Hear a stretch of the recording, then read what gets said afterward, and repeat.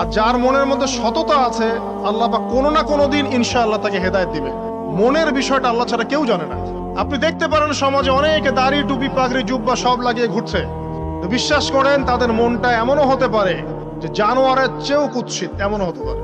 আবার আপনি দেখবেন সমাজে এমন অনেক মানুষ ঘুরছে যারা হয়তো অনেক পাপে লিপ্ত মনে হচ্ছে, মনের মধ্যে সততা আছে। এমন অনেক মানুষকে আমরা দেখেছি যে ড্রাগ অ্যাডিক্টেড ছিল, মিউজিক করেছে, হারাম সম্পর্কের মধ্যে ছিল, নামাজ ঠিক মতো পড়ে নাই, কিন্তু যখনই আল্লাহর কথা আলোচনা হতো দেখতাম সে খুবই শান্তভাবে মন থেকে কথা শুনছে। কথা শুনতে শুনতে শুনতে একদিন মাশাআল্লাহ এখন দেখবেন যে চিল্লা দিয়ে বেলকুচি পৌরসভায় স্বাস্থ্য কমপ্লেক্স হসপিটালে যাচ্ছি, শিশু হাসপাতালে ভ্যাকসিন নেওয়ার জন্য। তে আজকে আমার মানে তৃতীয় ডোজ নেওয়া হবে ভ্যাকসিন।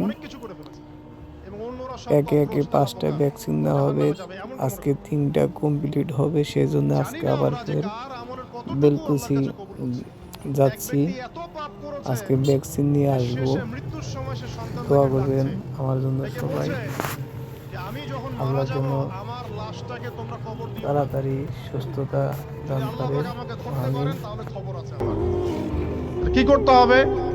সে বলছে যে আমার দেহটাকে তোমরা পুড়িয়ে ফেলবে এবং পুড়িয়ে ফেলার পরে ছাইগুলোকে একত্রিত করবা, করে অর্ধেক ছাই সমুদ্রে ভাসিয়ে দিবা, অর্ধেক ছাই বাতাসে উড়িয়ে দিবা।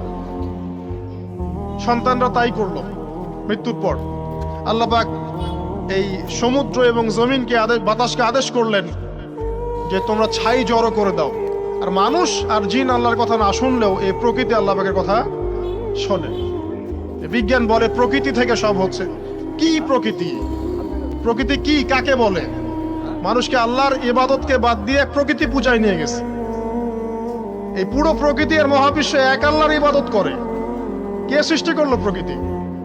প্রাকৃতিক ভাবে হয়েছে সবকিছু বলে, আল্লাহ থেকে হয়েছে বলা যাবে না।